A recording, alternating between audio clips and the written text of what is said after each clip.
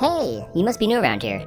You have that look on your face that just screams, I have no idea what's going on. Well, don't worry. You get used to it after living in Raven Brooks for a period of time. Believe me, I've seen it all. People boarding up their homes at night, grown men yelling at clouds, police investigations. I've even seen you taking weird photos of people. Yeah, that's right. Don't pretend you're completely innocent. If you're here, you're already weird. I mean, look at me, I'm a talking cat. So, it can't get any weirder than this, right? Well, maybe. This is, after all, a video game, and it's in development. Oh, and where are my manners?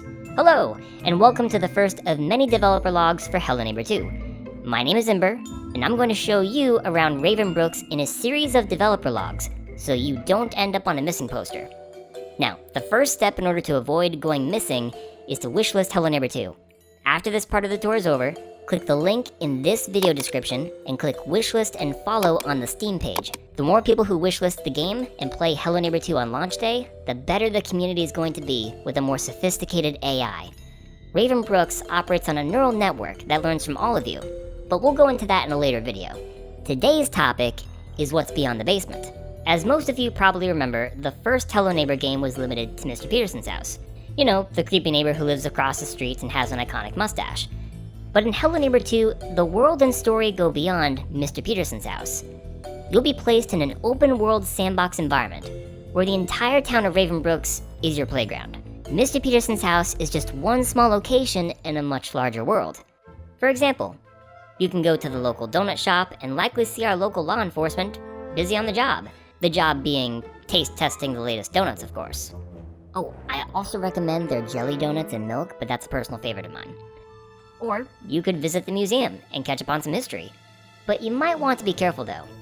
Local legend has it that the museum is haunted at nights, but if you're really wanting to get to know the local culture, I recommend you walk down any street and get to know the people. Which is why in Hello Neighbor 2, you will encounter several characters who are connected to side quests and the main story of Hello Neighbor 2. Some of the characters you might bump into are the mayor, the taxidermist, and the baker. And there's more people in town, but I don't want to spoil everything for you. That just wouldn't be fun. So with an entire town at your fingertips, you have the option of either focusing on the story of the game, or causing chaos and pulling pranks on people. Granted, not everyone is going to appreciate your shenanigans, so make sure you have a strong pair of legs and know how to run if you get caught. Or you could just be like me and people watch. That's fun too. I do that a lot. Now you're probably wondering, okay, this all sounds well and good, you can mess around with the locals in Hello Neighbor 2, but what's going on? What is the story of Hello Neighbor 2? And how did you get involved?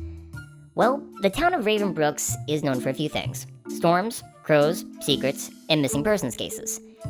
And it just wouldn't be Raven Brooks if someone wasn't missing. When you arrive in town, you will see that one of the younger residents has gone missing, as well as Mr. Peterson.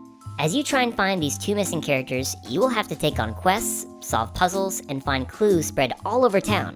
There is more to the game beyond Mr. Peterson and his basement. And in Raven Brooks, everyone has a secret to hide. So you'll have to sneak in not only Mr. Peterson's old house, but the homes of Raven Brooks citizens. Also, be careful at night. I've heard rumors of this large bird stalking people at night, so make sure you watch your back. I would, but I don't have any hands, I just have paws.